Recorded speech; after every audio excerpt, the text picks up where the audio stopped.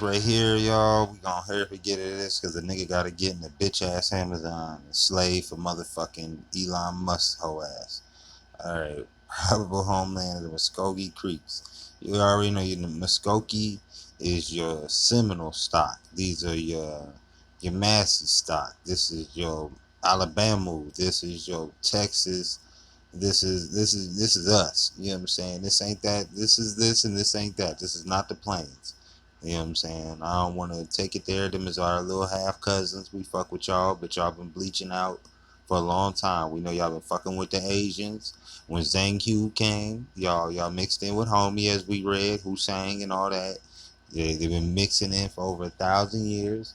Then after that, they went on and let the French come on in the north and fuck on them. You know what I'm saying? Or they fucked on them. However you want to take it. It's been a love affair. Yeah. You got your Vikings that slid up over there and mixed in with them. So, you know what I mean? It's just been an amalgamation in the north for a little while because it's the easiest way to sell. If anybody understands buying yachts, anything, shout out to my mama. Shout out, you know what I'm saying? We dream big over here. You feel me? So, you always want to leave or disembark your yacht from somewhere cold. You ain't going to try to, like, leave out of a southern country where hurricanes and big waves is coming. You want to sail from start off at some place like China, northern Japan, or off the coast of Canada or something. Sail where the waves ain't as choppy. You know what I mean? Stay out of them stormy weather. But let's keep it going. So you got your basically we gonna tie how the Seminole or the lower Alabama stock were invaded. You feel me? As we keep on saying, man, these people came from somewhere. They brought some type of barbarous type of lifestyle with them.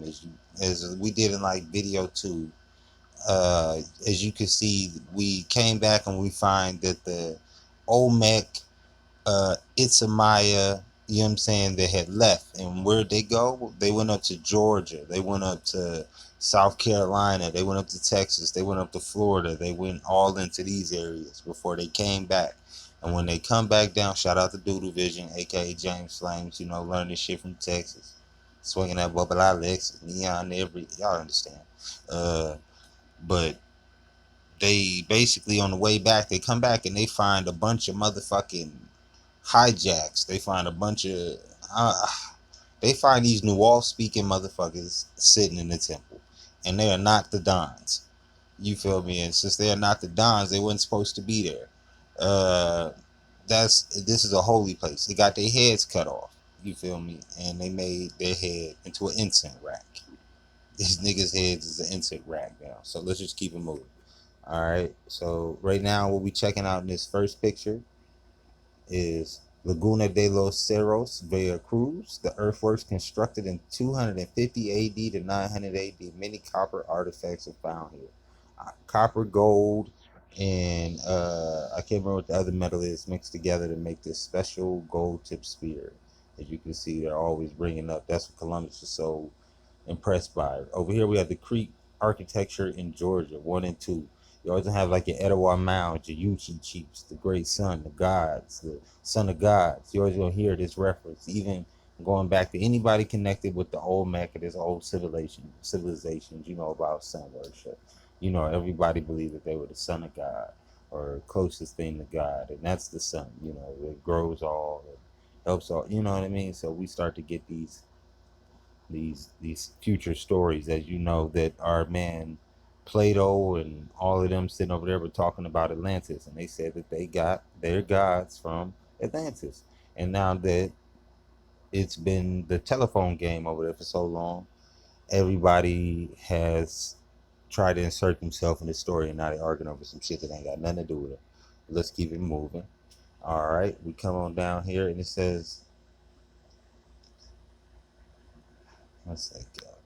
All right, phones acting up. In early August 1970, Dr. Roman Pina Chan, so that's a Asian last name, Japanese.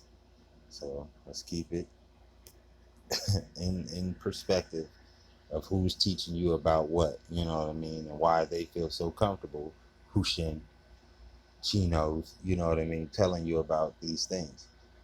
It says, invited Richard Thornton for lunch to examine some of the Olmec civilization artifacts that had never been put on display in the museum. The reason that were not shown to the public was that they did not look like typical Olmec civilization artifacts. Years later, the artifacts were scientifically dated, although there was a village at Laguna de los Cerros by 1400 BC. Most of the artifacts were created between 250 AD and 900 AD. They were also deposited in the mounds during that era. The people of this region only built in earthen mounds. They only built in earthen mounds. You know what I'm saying? This is the beginning. You know what I'm saying? With clay stucco. You know, as we went over our Indian fort builders again, we talking about your Natchez. We talking about your, you know, your Seminoles. We talking about your Lataino. We talking about your Arawak. You know what I'm saying? Coming up off of them islands. It's just, you know the culture, man. We've been doing this. Choctaw bricks. You know what I'm saying? Look around your ghetto right now. I guarantee it's built out of bricks. I guarantee it. If I'm lying, you know what I'm saying? Tell me I am. Look around. Uh, Not stonemasonry. It says in recent years, Mexican but if you check any mound, there's going to be stonemasonry in the mound. It's going to have a concrete cap on it. In recent years, Mexican archaeologists have begun to recognize the regions near the borders between Veracruz and Tabasco as a distinct civilization during the Classic period, but they are not sure who lived there. Beginning around 1000 AD, waves of Nahuatl invaders swept through the region, either driving out or killing most of the Aboriginal people. Some of the survivors were able to migrate to the Chattahoochee River basin of Georgia, where they became the ancestors of the the Muskogee speaking Creeks.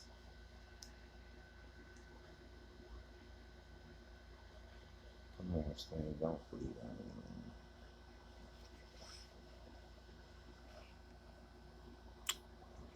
Okay. All right. Good. Now we back screen. When using this screen recorder, man, sometimes it be having malfunctions.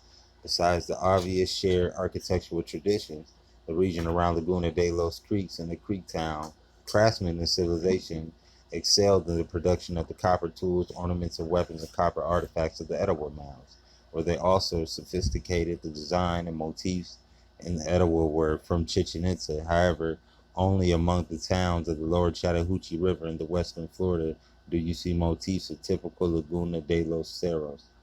I should be explained that the Olmecs had nothing to do with the Olmec civilization.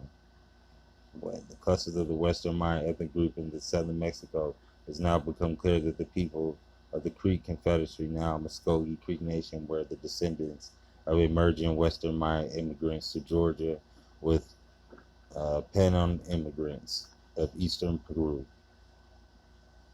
And the Panem would be your moche, your mummy making people. We'll be back. Come on, fool, don't do me like this. Don't do me like that. Don't do me like that.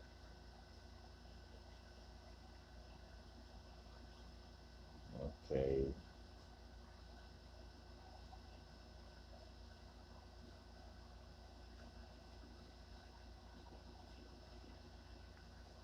Yeah, we ain't even got to get too deep into this one, but we can. Let's see. Go get my next. So as they come from the north, you have your yuchi who were being invaded from. This is why you see later on during the Texas Revolution, with aka Indian Armageddon, is where the mound builder slash Olmec society was pushed down out of this new place they came to inhabit. These people still mad, you feel me, from getting their ass whooped anciently whenever the Spaniards came and different cultures came, they accepted them in as an old brother, as an old friend to make a super army to attack us. You know what I'm saying? To put us down in these places. And now you can see why you'll never get your nationality back arguing with a person who took it. You know what I mean? They want it. You know what I mean? Because if you get back your status, who are they?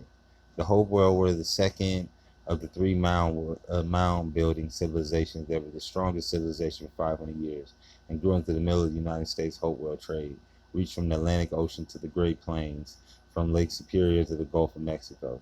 So as they ran down out of Lake Superior, you know what I'm saying?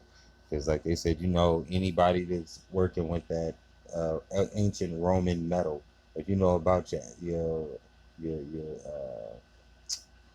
mining that was going up there in Lake Michigan and the Superior Lakes, that they were finding the same metal, copper metal instruments that were over in Europe. It says 754 of the mound building cultures, the olmecs and the yuchi, are somehow related, but we just don't know quite have enough information to validate the connection fully. Both the olmecs and the yuchi were active traders. The yuchi arrived in the southeast during the olmecs time, and the mound building culture was founded at the same time. Oral traditions link them, but more information is needed.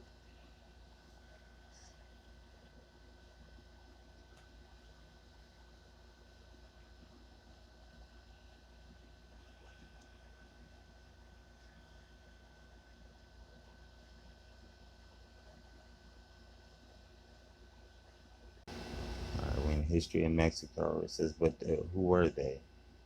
I said, which of the sons of Noah was the root of the American nations? Dr. Senguza and this very ignis Mexican, ingenious Mexican, J. Agnes de la Cruz believed or conjectured that the Mexicans and other nations of Anahuac were the descendants of Nathium, son of Mesrim, the nephew of Cham, Berturi, of the of opinion that was descended not only from the Napithum, but likewise from has other five brothers that learned Spaniards. Arias Montaño was persuaded that the Americans, and particularly the Peruvians, belonged to a. They got to stop writing with these S's, and T's. The posterior of Ophir, fourth son of Shem. So, like you said, Shem is always going to be. Always, Shem is damn near Negro. Let's just say Shem is another branch of Negroes. The reason of the Senguza we shall speak presently. The other authors who have not been willing to carry out inquiries so far into antiquity have fought for the origins of Americans in different countries of the world. The opinion of the numerous and different, it is not easy to recite them. Some think they find the ancestors of the Americans in Asia, others trace them to Africa, and others from Europe.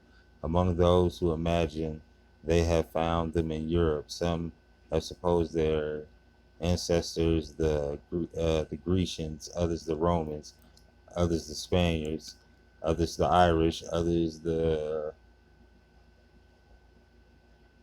Courlanders, and some the ruffians. Among those who report their origin from Africa, some of them the descendants of the Egyptians, some of the Carthaginians, some of the Numidians, but there is nowhere greatly the greater variety of sentiment than among those who believe the people of America due to Asia. The Israelites and the Canaanites and the Assyrians and the Phoenicians and the Peruvians, the Tartars, the East Indians, the Chinese, the Japhetites, all there advocate among the historians and philosophers to the last century. Some, however, not content to look for the population in the known countries of the worldwide drawn famous in the I think that's Atlantia. Atlantia is faded. Atlantia out of the waters of the ocean to send the colonies from it to America. But this is, I think this would be Atlantis. But I've never seen it spelled Alntida. So the colonies to colonies from it to America. But this is an extraordinary since the author who is ordered to do wrong to no people believe that Americans are descendants of all the nations of the world. So great variety, exaggerated of opinion and owning the persuasion that to make one nation to believe to have sprung from another no more is necessarily than to find some affinity in the world of their languages and some familiarity in their rites and customs and manners. As they're invading, you still have small populations of these people left, sprinkled around the nation. You'll find the remnants of our people still floating around in Middle America and in the South at this time, but at this time, a lot of stuff with uh, was our explorers that was coming over here. My man's and them that came to explore. Lewis and Clark came into Middle America, and this is one of the stories that they got. It says at the time the writers of these traits visited St. Louis, then the metropolis of the Spanish province of Upper Louisiana. He was informed by Mr. Augustin Chataway, one of the Missouri Company trading with the Indians, that having ascended to the Missouri upwards of 1,200 miles, the furthest point then reached, he and his party were hospitably received by the savages who had never seen a white man before, and to their admiration of the novel appearance, they added such remarks of kindness as might be expected to result from the gratification arising from a visit so strange and so unexpected. Several of the savages came to the boat and inquired for the chief. Chataway was pointed out. A buffalo robe was then spread upon the ground, and without explanation or more ado, he was tossed into and borne off into the presence of the Indian chief by four stout fellows, which each grasped a corner of the skin. A bowl of water was now then set before the guest, and he was desired to dip his hands into it, and did the chief himself. This was a token of friendship and hospitality. Vinland were next Vinland were next introduced, and during the repast, Chataway's attention was arrested by an Indian, apparently under a depression of the mind. Then bespoke a feeling of self-abandonment. The Indian was uh, named a rather uh, named or rather nicknamed the liar, being asked how he came by the name, and answered that while a young man he had traveled to a far country pointing to the southwest, and then he and that he had met, all right, let's see,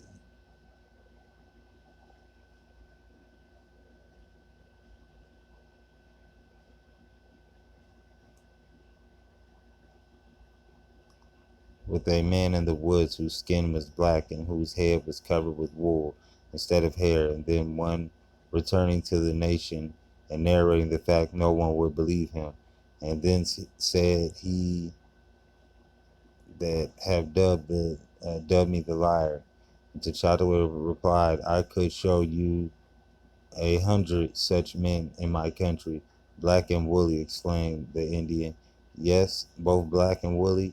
Upon the poor, degraded savage was quite overcome with joy to thus restore to the credence of favor of his countrymen, clapping his hands and skipped and capered about like a frantic person, in coordination in the fact that the writer can add some uh, formation since received several years subsequent to the circumnavigation above stated.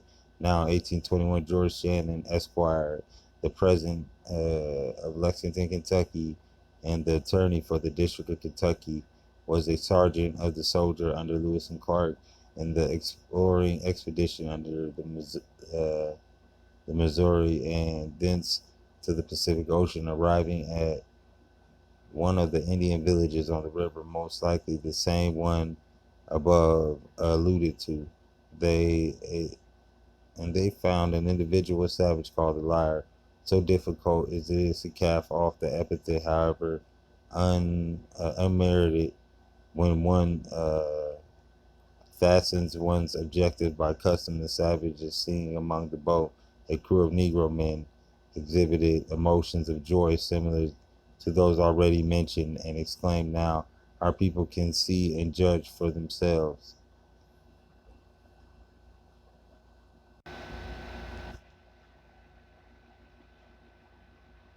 We got the unexpected faces of ancient America.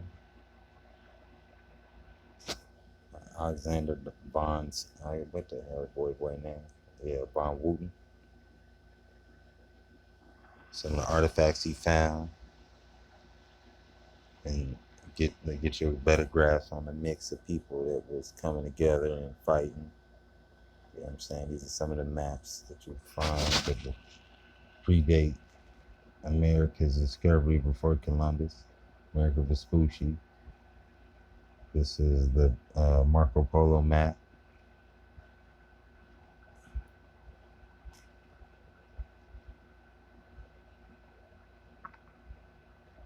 It'll take a long time for it to load.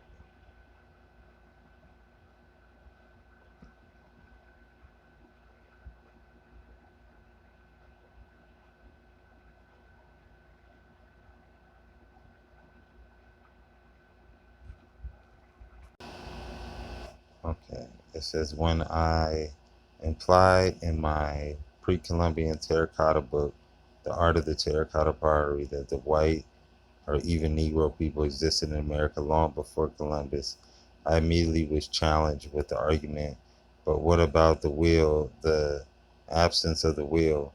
At this point, I am inclined to ask, what on earth has the wheel to do with the adventure of what the white man or a Negro having intercourse with the Aborigine girl on this continent? The man might have been killed before he had time to tell his uh, earnest partner all about the wheel, or perhaps he just never got around to describing the marvelous invention to her before he became sick and died. One of the might be just absolutely, you know what I'm saying? As you see, there is just like way too much proof of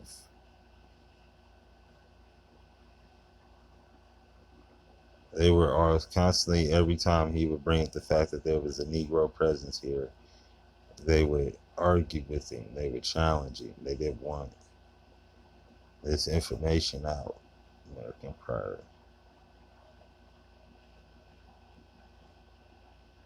Analyzing, displaying the poster of such racial diversity, one instinctively promotes the reconsidered orthodox theory that all inhabitants of America prior to the discovery of Columbus descended from exclusively from my bad y'all. Exclusively from the early migration ways via the Bering Strait. And there is no sea contact whatsoever took place between the New World and the Old World before 1492. Looking carefully at all these faces on the pottery, my bad.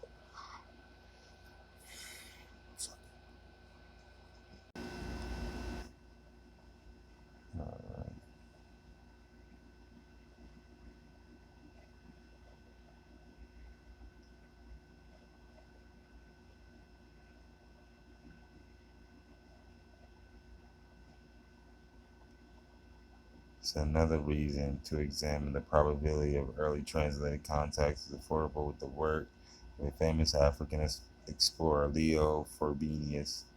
His opinion was were revealed to me in 1966 when I was invited by the government of Senegal to take a part in the first international festival of the Negro arts in Dakar. At this festival, Leo Frobenius Institute of Frankfurt, Germany, presented a splendid exposition of all the world works of the intimate explorer, and I was able to examine his writings closely. Frobenius was deeply interested in the Phoenician contact with Nigeria, but he also stated clearly that there must have been very early contact between Africa and America. During the German anthropological expedition in Nigeria, Frobenius uh, excavated a substantial number of terracotta heads, partially the Ilbocum, partly from Ife. The British archaeologist Flinders Petrie assigned the uh, Nigerian head to the 5th century because of their extremely close affinity with the pottery heads in the foreign quarters of the Memphis and Egypt. And Petrie himself had excavated in 1880 and 1966 and photographed many Memphis heads of Petrie's collection in London. These heads had remarkable variety of racial types and show a great diversity in craftsmanship. The diversity leads me to believe that they were not manufactured at the same time, but that some of them were made long before the Persian invasion of Egypt, 525 BC, and some probably later. The Memphis collection, whoever he was, obviously had the same kind of interest in finding unexpected faces in ancient Egypt, and I have finding unexpected faces in ancient America. In this context, we might have to recall a foreignism, a so-called weeping Greek philosopher, uh, Herclides, 5th century BC. If you do not accept it, you will find the unexpected, for it is hard to find it difficult. Among the heads excavated from forbinius in Nigeria was a representation that was particularly identical with the Phoenician clay mask. Humbaba from Sardinia and the Semitic features, and one with the Negroid features. In connection with the question of Negroes in America, I should mention also an investigation conducted by the Mexican scientist De R. Garay on the presence of Negro blood in one of the oldest and most secluded tribes in Mexico. Lasdon de Ragera is the director of the genetics program of National Commissions of the Nuclear Energy of Mexico. He reported included the reference to sickle cell and malaria resistant mutant genes usually found only in the blood of black people during the first international festival of the Negro Art and Dark Art. So, that's always want to get into. I've checked out his research a couple of times. Pretty good stuff.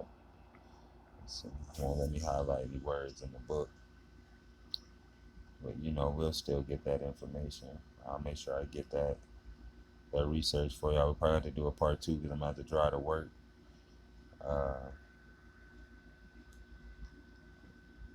Screenshot that. Let's get some of these pictures out before we go, just so y'all can see the diversity. You wasn't even supposed to be reading that much. Supposed to get some more into the pictures.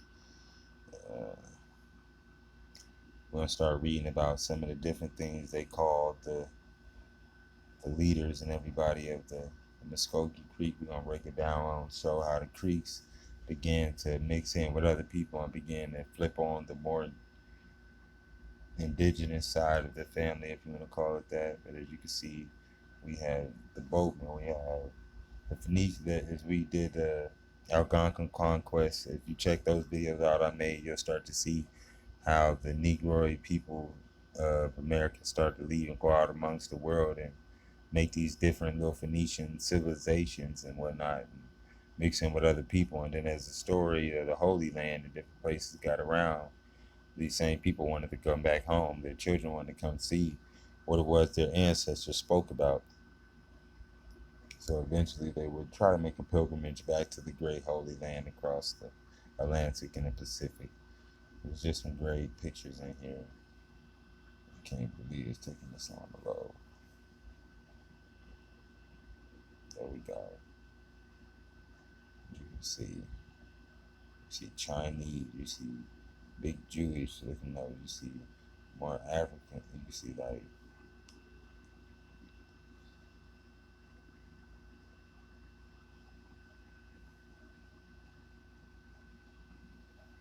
thing they'll tell you is the Negroid looking pottery is the oldest.